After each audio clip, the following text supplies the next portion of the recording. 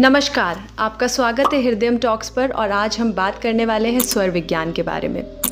स्वर विज्ञान से हम कैसे अपनी किसी भी इच्छा को मनोवांचित कर सकते हैं, आज हम ये सीखेंगे।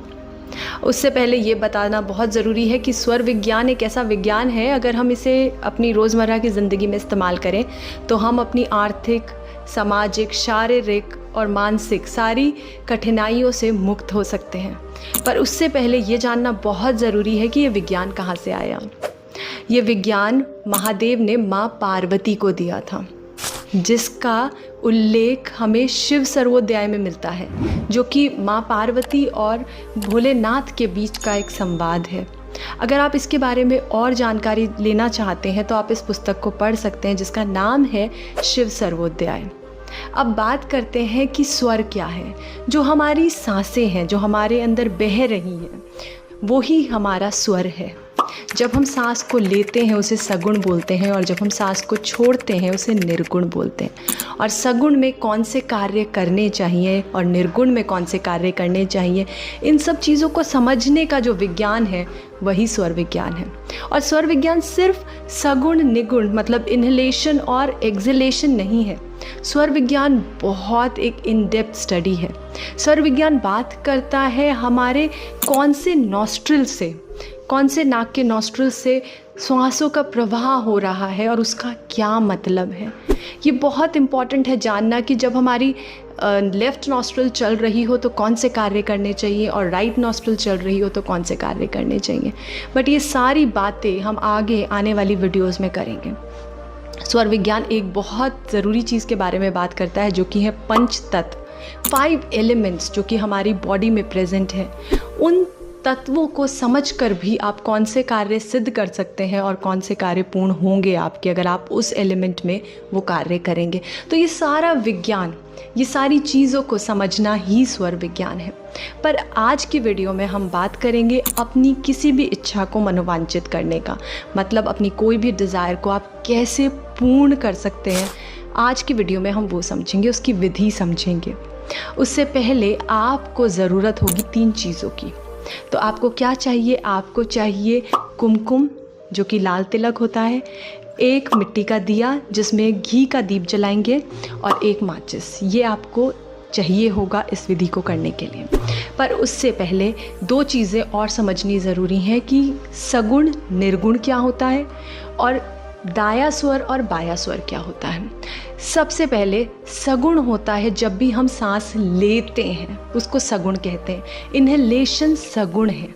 तो सारे के सारे कार्य जिनको आप सिद्ध करना चाहते हैं, पूर्ण करना चाहते हैं, वो सब सगुण में होंगे।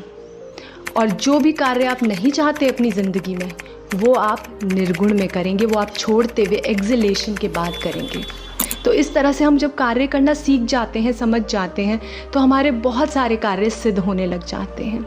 तो सगुण और निर्गुण आप समझ गए। तो कोई भी कार्य करने जा रहे हैं और सबसे ज़रूरी कोई इच्छा को मनोवांचित करना चाह रहे हैं, डिज़ायर को पूरा करना चाह रहे हैं, मैनिफेस्टेशन करना चाह रहे हैं, तो हमेशा सगुण में ही करिए। अब जब आप ये समझ गए कि आपको कैसे कार्य करना है, तो आपके कार्य अपने आप बनते चले जाएंगे। दूसरी जो बहुत ज़रूरी चीज़ है, ये देखना कि आपका कौन सा स्वर चल रहा है। अभी के लिए बस आप इतना ही समझ लीजिए कि दाया और बाया स्वर होता है, राइट लेफ़्ट स्वर होता है।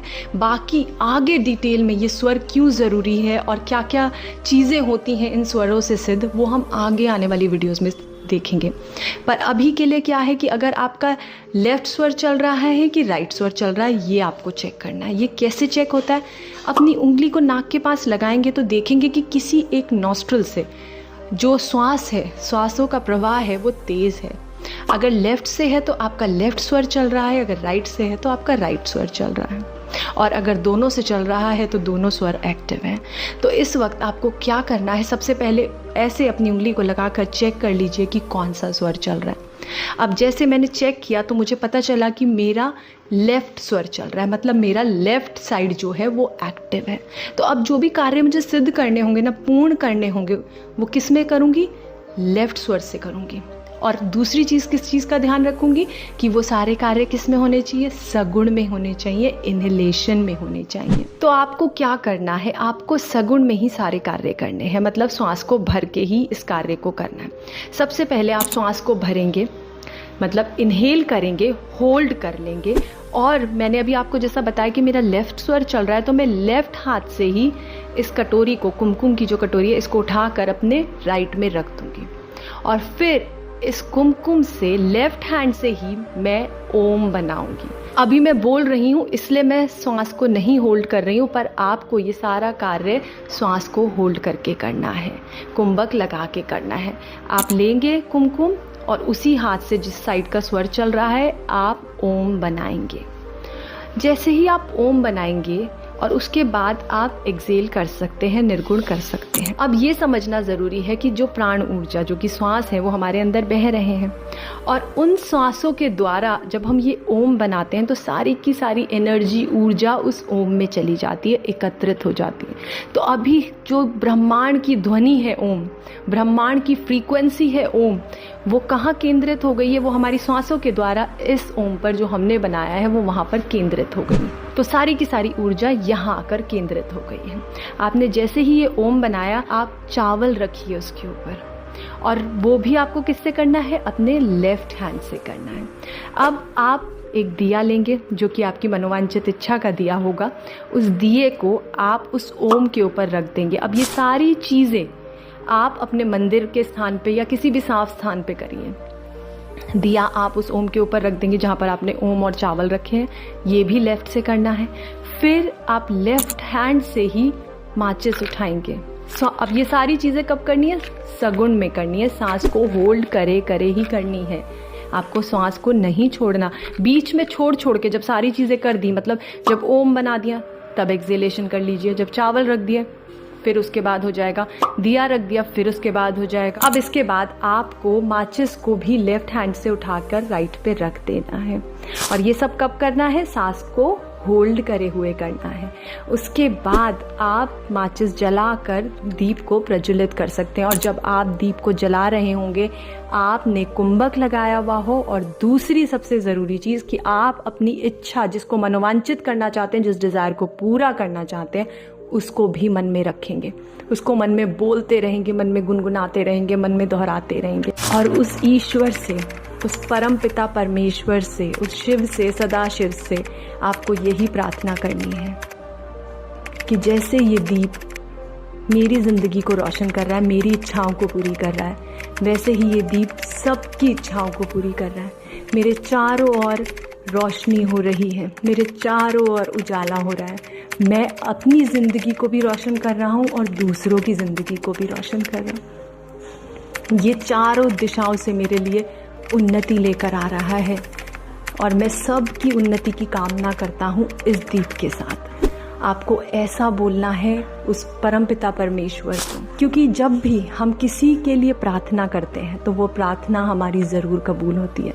तो जब भी आप प्रार्थना करें तो सिर्फ अपने लिए नहीं करें, औरों के लिए भी करें। जब औरों को कुछ मिलता है तो उसका दुगना हमें मिलता है, क्योंकि हमने किसी और के लिए उस ईश्वर से कुछ मांगा, इस ब्रह्मांड के लिए कुछ मांगा, सब लोगों के लिए मांगा, और ये सब जनहित के लिए किया हमने। तो ये करना बहुत ज़रूरी है। उसके बाद आप ये दीप 40 दिन तक रोज़ जलाएंगे और अपनी इच्छा को मनोवांछित करेंगे। इस तरह से जो भी आपकी डिज़ायर है, जो भी आपकी इच्छा है ना, वो पूरी हो जाएगी।